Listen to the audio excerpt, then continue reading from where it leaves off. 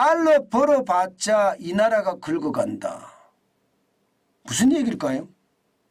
일단 이것을 한번 보시죠.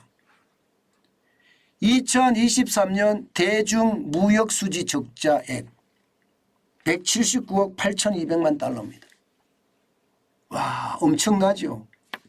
흑자가 아니라 적자액이 179억 8,200만 달러라는 뜻입니다. 적자액이. 흑자가 아니라 적자액이 말입니다.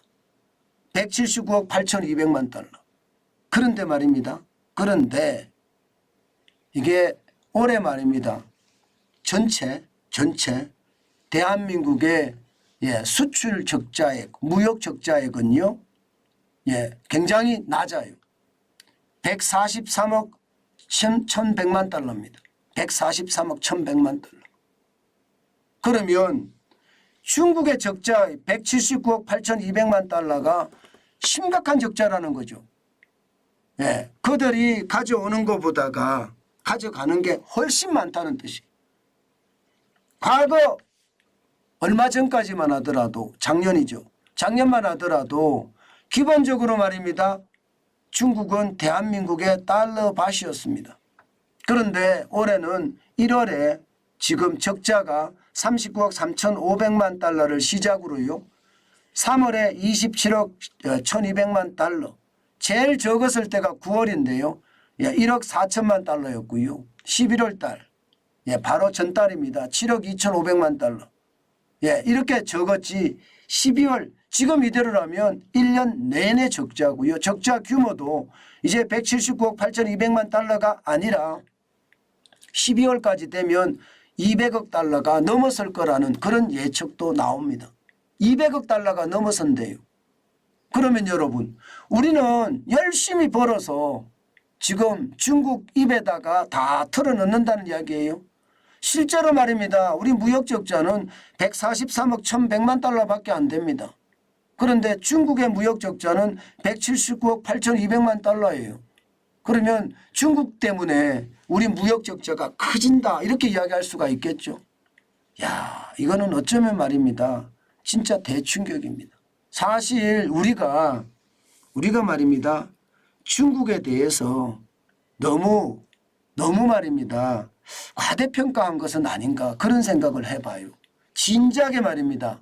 진작에 반도체를 빼고 한번 생각을 해봤었어야 돼요. 반도체를 빼고. 반도체를 빼면 말입니다. 여러분 이게 중국에 대한 어떤 수출에 대한 문제점 저는 충분히 나올 수 있다고 생각을 하거든요. 실제로도 보면 반도체를 제외하니까 그동안 2013년에 1,242억 달러가 2016년 이때가 말입니다. 사드 보복을 할 때죠. 1,002억 달러, 2018년 1,099억 달러, 2022년 1,037억 달러 계속 줄었어요. 계속 줄었습니다. 그러니까 뭔가 이미 문제가 났었던 거예요. 탈이 났었던 거예요. 근데 반도체가 수출이 많이 되면서 이게 가려졌던 겁니다. 그것을 우리는 모르고 있었죠. 모르고 있었죠. 사실 말입니다. 사실 반도체가 우리가 실제로 보니까 심각했습니다. 반도체 수출이 완전히 줄어드니까 대중국 수출에서 지금 반도체가 굉장히 많이 줄어들었잖아요. 지금 회복했다고 11월 달에 마이너스 0.2%까지 갔다고 이야기하지만 이거는 기저효과입니다. 작년 11월에 마이너스 25.5%까지 떨어졌으니까 기저효과거든요. 여전히 회복을 못하고 있다는 뜻이에요. 여전히 회복을 못하고 있다. 그러면 작년 2022년 대중국 수출이 감소할 때가 6월이었습니다. 6월부터 시작해서 1년 하고도 5개월인가요? 1년 6개월인가요? 1년 6개월 동안 솔직히 처참하다. 우리가 버는 달러를 다 걸고 간다. 이렇게 얘기할 수 있을 겁니다. 사실 그동안 말입니다. 우리는 좋았어요. 1991년에 24억 3,800만 달러의 적자였고요.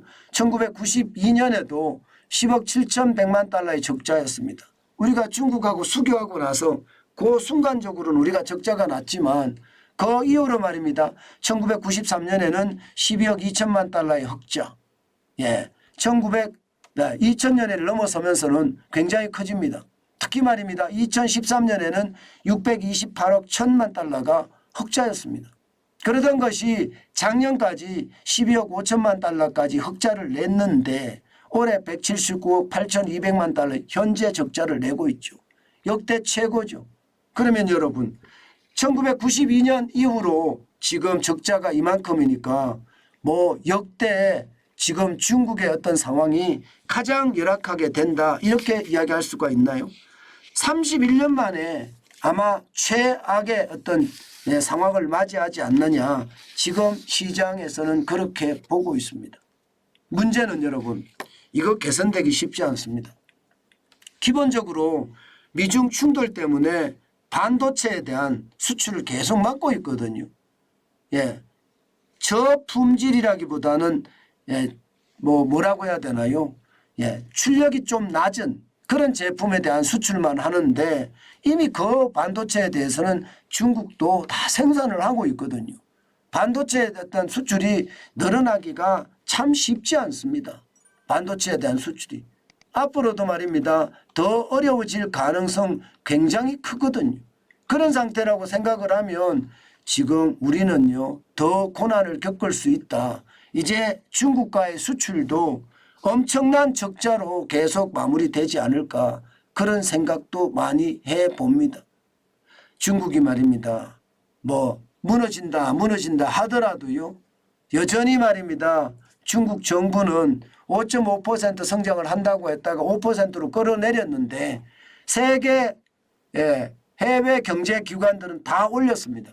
전부 다 5% 밑으로 성장한다고 했다가 돈을 워낙 많이 퍼부으니까 5.2%가 OECD고요. 국제통화기금 IMF는 5.4%, ADB 아시아개발은행은 5.2%, 월드뱅크는 5.1%입니다. UN도 5.3%. 성장률이 좋아진다고 해요. 그러면 이것이 우리 수출에 도움이 돼야 되는데 글쎄 도움이 될까? 저는 시장에서는 그렇게 외치고 있습니다. 중국은 이미 기술력으로 한국을 넘어섰기 때문에 굳이 대한민국에서 제품을 수입할 필요가 없다. 부품을 수입할 필요가 없다. 여기에다가 중국의 애국운동이 더 강화가 되면서요. 중국 제품 석유운동이 강화가 되면서 우리 제품이 중국으로 안 나가요. 전 세계에 여러분 전 세계에 K-팝 열풍이 부는데 지금 중국에서 K-팝 열풍이 붑니까? 러시아에서 K-팝 열풍이 붑니까? 안 불잖아요. 그만큼 통제 사회에서요. 그만큼 우리 경제의 어떤 활력은 떨어질 수밖에 없다. 그것이 시장 전체에 영향을 미친다. 이렇게 봐야 됩니다. 문제는 우리가 열심히 이렇게 달러를 수출해서 벌어놓으면 중국이 박박 끌고 간다고 생각을 하니까 사실 마음이 좀 아프긴 아프네요. 우리도 거기에 대한 어떤 단단한 준비가 있어야지 지금처럼 저는 바보같이 하면요. 지금처럼 바보같이 하면 이게 우리 경제가 참 힘들어질 겁니다. 사람들은 그렇게 이야기해요. 그동안 말입니다. 윤석열 정부가 지금 중국에 대한 적대적인 정책을 썼기 때문에 중국에 대한 수출이 줄어든다 이렇게 이야기하는데요. 아니에요. 그동안 말입니다. 5년 동안 우리는 바보 같은 짓을 했어요.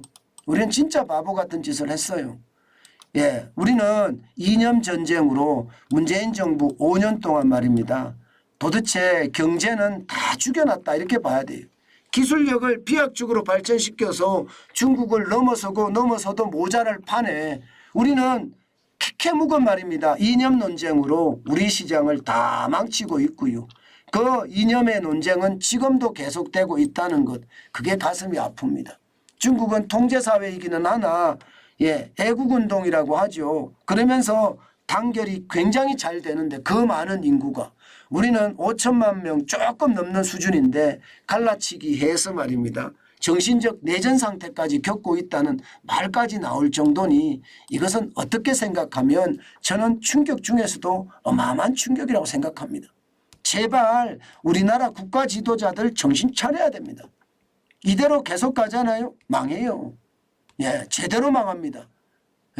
지금은요 정책 때문에 망하는 게 아니라 국제 정세가 이렇게 복잡하게 엉클어져 있는데 여기에서 말입니다. 우리는 여전히 말입니다. 이념 싸움으로 지금 난리도 아니잖아요.